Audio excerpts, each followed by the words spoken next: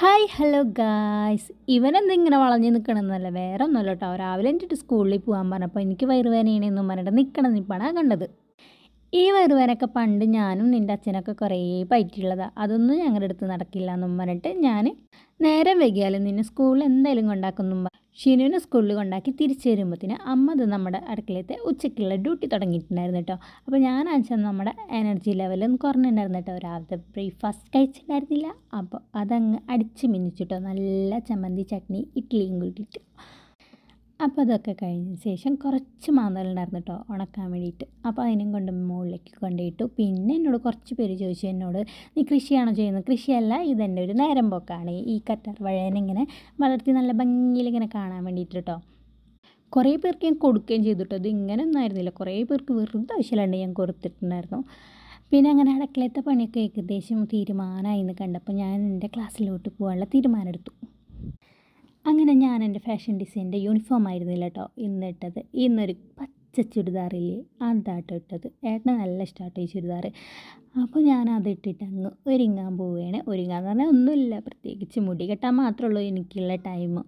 മുടി ഭയങ്കര കൂടുതലായതുകൊണ്ട് എങ്ങനെ കെട്ടിയാലും നല്ല ഭംഗിയല്ലേ, അതുകൊണ്ടാണ് കുറച്ചധികം ടൈം മുടി കെട്ടാൻ മാത്രമായിട്ട്.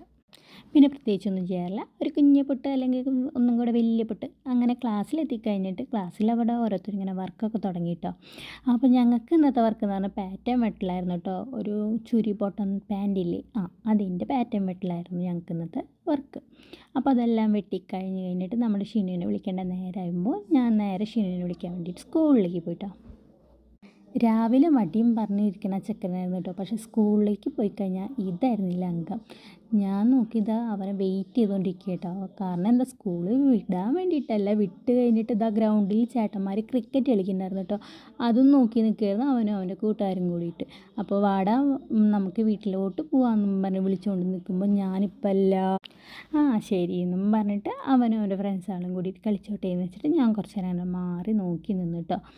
അപ്പോൾ അങ്ങനെ കളിയൊക്കെ കഴിഞ്ഞ് അവൻ്റെ ഫ്രണ്ട്സുകളെല്ലാവരും പോയതിന് ശേഷം എന്നാൽ നമുക്കും പോകാമെന്ന് പറഞ്ഞിട്ട് അവനെയും കൂട്ടി സ്കൂളിൽ നിന്ന് വീട്ടിലോട്ട് വന്ന് നോക്കുമ്പോൾ അമ്മ ചായ ഉണ്ടാക്കി വെച്ചിട്ടുണ്ടായിരുന്നു കേട്ടോ.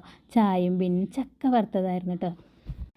ചക്ക വറുത്തതും മാത്രമായിരുന്നില്ല, പിന്നെ കുറച്ച് മാഗി ഉണ്ടായിരുന്നു, മാഗി ഉണ്ടാക്കി മാഗിയും കഴിച്ചു. അത് കഴിഞ്ഞതിന് ശേഷം ഞാൻ കുറച്ച് പ്ലാന്റ് നട്ടിട്ടുണ്ടായിരുന്നു കേട്ടോ. അതായത് തക്കാളി ചെടിയാണ് ഈ കാണുന്നത്. വലിയ പ്രതീക്ഷയൊന്നുമില്ല, പക്ഷേ എനിക്കൊരു നേരം പോക്ക് പോലെ കേട്ടോ. ഇതിൻ്റെ ഓരോ ഇലകളും ഇങ്ങനെ കിളിർത്ത് വരണ കാണില്ലേ, അത് കാണുമ്പോൾ ഒരു പ്രത്യേക സന്തോഷം. അത് കാണാൻ വേണ്ടിയിട്ടാണ് ഇതൊക്കെ കുഴിച്ചിട്ടേക്കുന്നത്, അല്ലാണ്ട് ഫലം കിട്ടാൻ വേണ്ടിയിട്ടൊന്നും ആയിരുന്നില്ല. അപ്പോൾ ഇന്നത്തേക്ക് ഇത്രയുള്ളൂ. Okay, bye, Tata.